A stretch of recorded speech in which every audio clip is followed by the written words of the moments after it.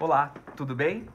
Começando aí mais um vídeo diário do aluno de Direito. Meu nome é Jacob, sou aluno da Uninove, estou no 3º semestre. Sempre lembrando, não tenho propriedade de fala nenhuma nesse vídeo, compartilho apenas o que eu pude absorver na última aula, tá? Hoje quero compartilhar com vocês o que eu pude aprender na aula de Direito Civil 1, tá bom? Nessa aula, o professor Bruno, tá bom? Da Uninove, né? Já deixando os créditos, então o material que eu vou compartilhar com vocês é um material disponibilizado em aula, em que depois eu faço as minhas anotações, contribuindo com alguns outros recursos aí, né, que a gente faz buscas pela internet, e assim eu monto as minhas anotações que eu compartilho com vocês. Por este motivo também é questão que eu faço muita leitura, que eu faço a leitura praticamente do que eu pude anotar, tá bom? Mas vem comigo, tá? Hoje, nesse vídeo, eu vou falar sobre obrigações, o que nós pudemos aprender com o professor Bruno Rocha. Obrigação, o que seria obrigação dentro do direito civil? Obrigação dentro do direito civil vai ser um vínculo jurídico que confere ao credor, o sujeito ativo, o cumprimento de determinada prestação. Então, o que é obrigação? É um vínculo jurídico que o credor detém, podendo aí fazer cumprir uma determinada prestação. Conceitos, então, de direitos das obrigações. Ele tem uma função de reger as relações jurídicas, olha só. Então, se ele tem um vínculo jurídico, as obrigações têm uma função de reger essas relações, né? Se falou credor, nós já estamos vendo aí o outro lado que é o passivo, né? Podemos aí dividir em dois grandes grupos. Direitos não patrimoniais, que seria a personalidade, humanos, tá bom? E direitos patrimoniais, que são reais e obrigacionais também, que se trata de objeto, vínculo ao ativo e passivo. Direitos reais. Então, se eu estou dizendo que direitos patrimoniais, eles se subdividem em reais e obrigacionais, nós temos aí os direitos reais. O que seria direitos reais? Objeto. E o que seria objeto? Coisa em via de regra. São perpétuos, tá? Aqui o sujeito pode, inclusive, ser indeterminado. Direitos obrigacionais. Também se trata do objeto, mas na prestação. Então aqui os sujeitos são determinados, ativo e passivo. Em via de regra, são transacionais, tá? A obrigação se resulta na vontade das partes. Então aqui exige o cumprimento de uma prestação. O objeto da obrigação é considerado pelos doutrinadores a prestação. Seria o ato do devedor entregar o objeto para o credor. Lembrando que o objeto pode ser, aqui nesse caso, uma prestação. O credor não cobra pelo objeto. Olha só que interessante. Então nós temos um objeto aqui fazendo o vínculo entre as partes, né, credor e passivo, né, os sujeitos. Mas o credor ele não cobra pelo objeto, mas ele cobra pela entrega, ou seja, pela prestação. O credor, neste exemplo aqui, né, o credor tem o direito potestativo, tá? Ou potestativo, constranger o devedor uma limitação de sua liberdade em relação ao objeto, pois só vai se libertar, olha só, então o devedor só vai se libertar dessa prestação após o cumprimento da obrigação. O credor pode até acionar judicialmente, inclusive. Então toda a relação vai ter aí o objeto, que nós estamos falando de direitos reais e obrigacionais, né? Nessa relação, nesse vínculo, nós estamos falando de objeto. E o objeto, o credor vai cobrar pela prestação desse objeto. Lembrando que o devedor só vai, então ele tem uma vida limitada em relação, né? O seu querer é limitado em relação ao objeto, uma vez que ele só vai se ver livre dessa relação com o credor quando ele cumprir todas as obrigações, tá? Temos aí então obrigação de dar, obrigação determinada, obrigação indeterminada, obrigação de não fazer e obrigação simples. A relação jurídica obrigacional é composta de elementos, tá? Então nós temos o elemento material e o elemento imaterial. Elemento material, objetivo. Toda vez que nós falamos de algo objetivo, nós estamos falando do elemento material. Diz respeito ao objeto da relação jurídica, também conhecido como prestação. Nós já vimos aqui que a relação jurídica se dá pela prestação. A prestação pode ser positiva, dar, fazer, ou negativa, não fazer, tá bom? Elemento imaterial, aqui é subjetivo, então material objetivo e material subjetivo. Diz respeito aos sujeitos na relação jurídica, ou seja, o sujeito ativo, o credor, e o sujeito passivo, o devedor, né? O sujeito pode ser uma pessoa jurídica ou física, admitindo-se algumas situações em sujeito determinável, tá bom? Então nós temos aí dois elementos, material e imaterial. Daqui a pouco nós começamos a contextualizar em exemplos, né? Natureza da obrigação. Então, sabendo que nós temos os direitos, o credor, o devedor, a sua relação jurídica, o objeto, né? As obrigações de dar, não fazer, fazer, tá certo? Nós temos aí uma natureza nessa obrigação. E aí, dentro da natureza, nós temos natureza da obrigação pessoal, contraída pelo devedor. Mesmo que contraída pelo devedor, poderá ter um terceiro e assumir. Então, o devedor pode ter uma relação contratual, uma pessoal, né, com o credor, mas vai ser assumida a prestação por um outro terceiro. Natureza da obrigação personalíssima. Só a pessoa pode fazer. E natureza da obrigação material. Um devedor entrega o objeto ligado ao objeto. Então aqui, naquele personalíssima, seria você pedir para fazer um quadro, né? Muito taxado esse exemplo, mas fazer um quadro que só essa pessoa pode fazer. Então é uma obrigação personalíssima, ele não pode pedir para outra pessoa fazer, né? Apesar da obrigação. A obrigação pessoal, vamos aí colocar um pintor. Então eu contrato uma empreiteira para fazer uma pintura na minha casa, mas não vai ser a empreiteira que vai fazer, ela vai chamar uma outra pessoa para fazer essa empreitada aí, não é verdade? Fontes voluntárias das obrigações. São 4 fontes, olha só, fontes voluntárias. Elas se subdividem em obrigação civil, obrigação moral, obrigação natural e obrigação de meio e resultado. Então nós temos 4 obrigações voluntárias. Obrigação civil, obrigação moral, obrigação natural e obrigação de meio e de resultado. Dentro da obrigação civil, a primeira que nós vamos tratar, é aquela a qual existe um vínculo jurídico de prestação entre credor e devedor.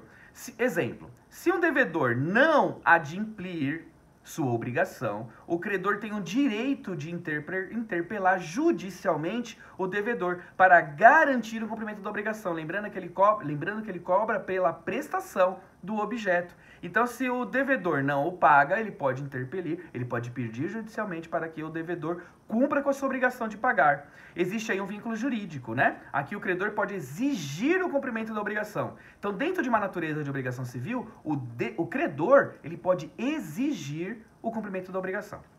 Obrigação moral. Aqui nós estamos falando de espontânea, não existe um viés aí de pagamento, tá? Quando nós falamos da obrigação moral, não vai ter um viés de pagamento. Aqui o inadimplimento, né, não dá direito ao credor de exigir judicialmente o cumprimento do devedor. Porque neste caso de obrigação moral, a obrigação não passa de um dever moral, de consciência, ao seu principal fundamento está nas regras morais. E o cumprimento dessa obrigação é de cunho moral. Lembrando que nós temos um vídeo aí, né? Que nós tratamos de moral, direito, né? A visão do Real Miguel, do Dr. Real... Como é que é, gente? Olha só. Aluno é difícil, né? Real Miguel... Agora me fugiu o nome, mas você lembrou. É isso aí. Obrigação de cunho moral. Pela liberdade e não como Reale, né? Miguel Reale. Pela liberalidade e não como um mero pagamento. Miguel Reale nunca mais vai sair da minha cabeça, e garanto que da sua também, né? Aquele que cumprir uma obrigação moral não terá direito de pleitear um direito também de arrependimento. Fonte voluntária, tá bom? Deixa eu só olhar aqui um negocinho, gente. Fonte voluntária é a obrigação natural. Então tem um condão de pagamento aqui, tá? A fonte voluntária é obrigação natural. Ela tem todas as características de uma obrigação civil, condão também de pagamento, inclusive. No entanto, tem uma grande diferença de que não há garantia jurídica. Então, apesar de ter um condão de pagamento, ela não há uma garantia jurídica. Não tem relação com a obrigação moral, não tem nada a ver. Aqui não há liberalidade, tá? Aqui tem a questão de pagamento, mas não existirá a desistência. Aqui temos o credor e o devedor. Mas elas não podem ser cobradas judicialmente. Exemplo, dívida de jogo. Então, existe uma relação de pagamento, mas não pode ser cobrado judicialmente, né? O artigo 814 do Código Civil diz sobre isso. Aqui também não existe arrependimento. O devedor, por acaso, se ele paga e depois se arrepende, ele não pode ir lá pedir o dinheiro de volta, por exemplo. Percebe? Então, do mesmo fato que o credor não pode cobrar judicialmente, o devedor, na medida que paga, também não tem direito de arrependimento. Quarta e última natureza, voluntária, tá? Voluntária, obrigação de meio e resultado. Aqui iremos encontrar expressão de garantia, sendo a mesma coisa, né? Deixa eu só olhar aqui um negocinho, gente, só para não me perdoe. Tudo bem. A obrigação é de meio. Acontece quando o devedor promete entregar seus conhecimentos técnicos. Olha só, nós estamos agora de conhecimentos técnicos. Para entregar determinado resultado, sem obrigação de alcançar o êxito. Exemplo, advogados. Nos obrigamos a entregar nossos conhecimentos técnicos para entregar ao cliente, mas não somos obrigados a vencer a causa. Então, nós somos uma obrigação de meio. Obrigação de resultado. Quando a obrigação é de resultado, o devedor ele se exonera somente quando o fim prometido é alcançado de fato. Então, temos uma espécie de garantia de resultado, que é a garantia, né, do resultado. É a obrigação que se destina a propiciar maior segurança ao credor, ou eliminar o risco existente em sua posição, mesmo em hipótese de fortuito ou força maior, dada a natureza. O que o pessoal costuma usar muito é o exemplo aí do médico, né? Quando vai se falar de estética e tudo mais, a pessoa vai lá e faz essa relação jurídica com o doutor e ele está para uma obrigação de resultado, né? Se espera que após a operação se chegue naquele formato desejado. Fontes obrigacionais do direito brasileiro. São 5 fontes. Olha quanto assunto! Aqui se manifesta a lei, manifesta a normativa, costume que são conhecidos como fonte direta, analogia, jurisprudência, equidade, etc. São fontes do direito. Fontes do direito obrigacional. A primeira é a lei, tá? A primeira fonte do direito obrigacional, lei.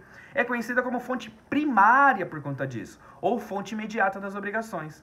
Alguns autores dirão que não concordam muito que a lei é a fonte obrigacional. Maria Helena Diniz, por exemplo, e outros, entendem que a lei como fonte principal do direito e primária das obrigações. Agora, já o Dr. Orlando Gomes diz que a lei não pode ser tida como fonte imediata, pois ela somente cria a relação de obrigação, se for acompanhada de fato jurídico. Outro, como Fernando Noronha, por exemplo, diz que a lei sozinha não é uma fonte obrigacional, sendo necessária a autonomia da vontade. Olha só quantas teses aqui, né? Já no direito mais contemporâneo, a autonomia privada é conceituada como o direito de pessoa a regular a sua vontade. Exemplo, poderá beber e dirigir? Pode, mas irá sofrer as suas consequências, não é verdade? Fonte são os contratos. Segunda fonte são os contratos. Uma das principais fontes do direito obrigacional. Exemplo, contrato de locação, contrato de venda, prestação de serviço. Então, a segunda fonte do direito seria as fontes contratos, tá? Terceira fonte, atos ilícitos, abuso do direito. Se cometer um ato ilícito, terá o dever de indenizar a vítima, reparar o dano. Quarta fonte, atos unilaterais. São declarações unilaterais de vontade, um único lado. Exemplo, promessa de recompensa. Os atos unilaterais, como fontes do direito obrigacional, o Código Civil em vigor prevê expressamente os seguintes atos unilaterais como fontes obrigacionais. Primeiro, promessa de recompensa, artigo 854 a 860 do Código Civil. Segundo, gestão de negócios, artigo 861 a 875 do Código Civil. Terceiro, pagamento indevido, artigos 876 ao artigo 883 do Código Civil. E quarto, enriquecimento sem causa, artigo 884 ao artigo 886 do Código Civil. Quando nós falamos de promessa de recompensa, o artigo 854 a 860, exemplo, o cachorro fugiu e fizemos uma propaganda de recompensa. Se encontrar, mesmo que não tenha valor, já terá uma obrigação. Artigo 855, aqui poderá até exigir a recompensa. Então você colocou lá que vai ter uma recompensa, não falou valor, mas vai ser obrigado. Requisitos aí para essa pessoa entrar exigindo, né? Capacidade de pessoa que emita a vontade, né? E capacidade da pessoa que tem que ter direitos, tá? O objeto tem que ser lícito, né? No que deve ser encontrado tem que ser lícito. Dar publicidade, foi dado, quando colocou a propaganda, sagrando a promessa de recompensa. Gestão de negócios, artigo 861 a 875. Entende-se por gestão a atuação de um indivíduo sem autorização do interessado na administração de negócio alheio, segundo o interesse e a vontade presumível de seu dono, assumindo a responsabilidade civil perante estes as pessoas que contratar, tá bom? Então já temos aí gestão de negócios. E a quinta e última fonte são os títulos, a quinta fonte são os títulos de crédito. Ele traz no seu bojo, né, no seu contexto, um caráter de relação jurídica natureza privada, exemplo, cheque, empréstimos. E essas são alguns conceitos que nós já pudemos compartilhar aqui, que eu pude compartilhar aqui com vocês sobre obrigações. Vai ter muito mais, é claro. E assim que na medida que vai avançando as aulas, eu vou fazendo as anotações e nós vamos aprendendo juntos, né? Eu fico aqui um forte abraço, obrigado por estar compartilhando esse vídeo, compartilhe com nossos colegas alunos para que todos possamos aprender juntos. E até mais. Tchau, tchau.